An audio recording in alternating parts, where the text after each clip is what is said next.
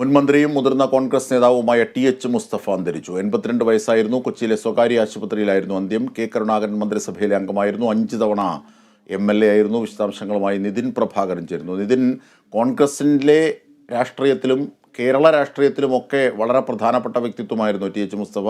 എപ്പോഴായിരുന്നു അദ്ദേഹത്തിൻ്റെ അന്ത്യം? എവിടെയായിരുന്നു അദ്ദേഹം അവസാനമായി ചികിത്സയിൽ കഴിഞ്ഞിരുന്നത്? മറ്റു വിശദാംശങ്ങൾ എന്തൊക്കെയാണ്?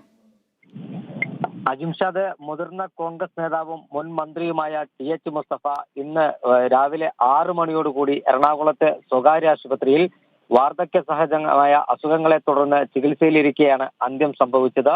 അജിംഷാദ് സൂചിപ്പിച്ചതുപോലെ തന്നെ കോൺഗ്രസ് രാഷ്ട്രീയത്തിൽ ഏറ്റവും തലമുതിർന്ന നേതാക്കളിൽ ഒരാളെയാണ് ടി.എച്ച്. മുസ്തഫയുടെ വിയോഗത്തിലൂടെ നഷ്ടമാകുന്നത്. ഭക്ഷ്യ പൊതുവിതരണ വകുപ്പ് മന്ത്രിയായിരുന്നു അദ്ദേഹം. കൂടാതെ കുന്നത്തുനാട് മണ്ഡലത്തിനുള്ള നിയമസഭാ അംഗമായിരുന്നു. ഏകദേശം 2 പതിറ്റാണ്ടിൽ അധികം കാലം കുന്നത്തുനാട് നിയമസഭാ മണ്ഡലത്തിൽ നിന്ന് വിവിധ ഘട്ടങ്ങളിലായി അദ്ദേഹം തെരഞ്ഞെടുക്കപ്പെട്ടു.